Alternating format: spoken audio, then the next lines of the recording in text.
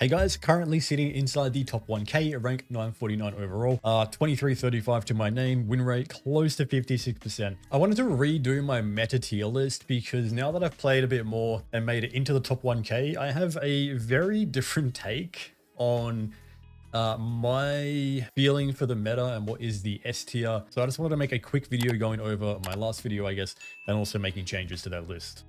Okay, so from my last video, this is where I left my tier list.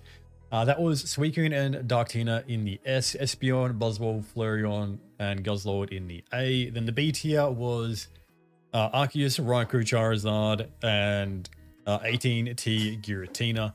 And then, of course, there is the Exeggutor Alolan deck, but I've put the Exeggutor EX in just to kind of cover that.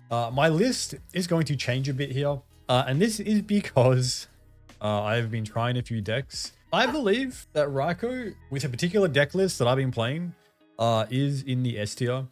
It demolishes Suicune on average, and it is a genuine 50-50 into Darktina.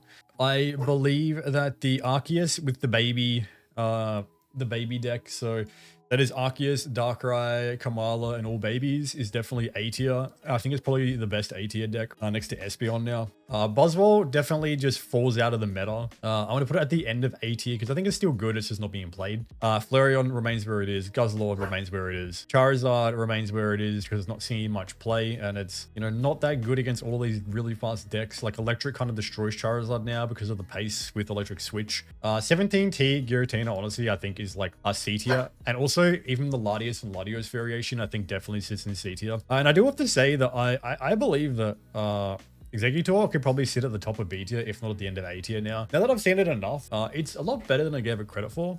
I'd say the only issue with it is it's still like luck based. If you don't hit your coin flips or you don't find your will, it's kind of bad. So I guess on the perspective that it's a very coin flippy deck, I'm gonna leave it at top of B tier. Guzzlord gets a pass because, like, even if you don't really hit every single grind call, you're at least doing 30. So I think it's still like really solid. The other card I discounted from the meta, but it actually made a pretty big resurgence in the upper tiers, is actually Dragonite EX. I still think this thing is like not the best. The thing with Dragonite is you can streak with it. You can streak with this thing like really well if you get perfect draws. But I think it's just not good enough due to the prevalence of Suicune and also the prevalence of Raikou Electric. The main reason is because the chip damage is pretty easy to deal with the Dratinis with Cyrus.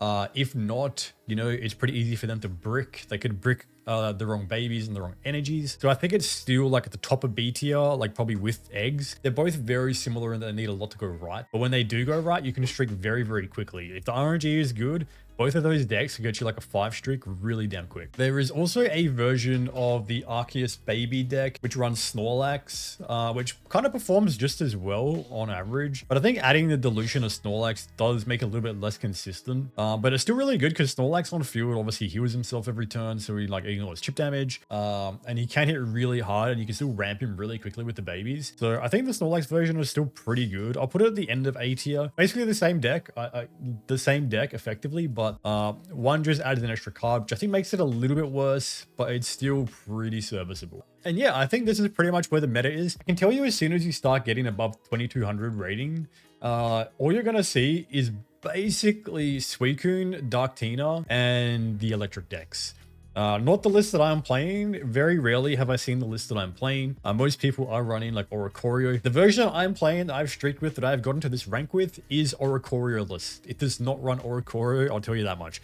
No Tapu Koko, no Oricorio. You might be able to work out the deck list just by hearing that, but it's more than just Raikou, and it's more than just Zeraora. So I'll leave that with you. Anyway, that's the video, guys. Just a quick re-ranking. I think that the meta is a little bit more diverse than people think. It is probably a sea of Suicune in the lower ranks of Master Ball. But once you do get higher up, you do start to see more diverse decks, believe it or not. And that is because people are trying to counter Suicune. And one of the biggest things in the upper ranks is that there are some pretty unique cooks. I actually got absolutely destroyed by a Boltund deck with, I want to say, Emolga, where Emolga actually does an attack. It does like 40 damage.